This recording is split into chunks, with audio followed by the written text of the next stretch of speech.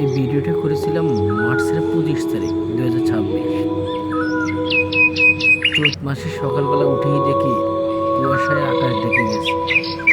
হতবাক হয়ে গেলাম, তাই ভিডিও না করে পারলাম না। সকালবেলা উঠে দেখি দূরের কিছুই দেখা যায় না, এতটা কুয়াশা। পাখিদের এমন ডাক, এমন সুন্দর পরিবেশ,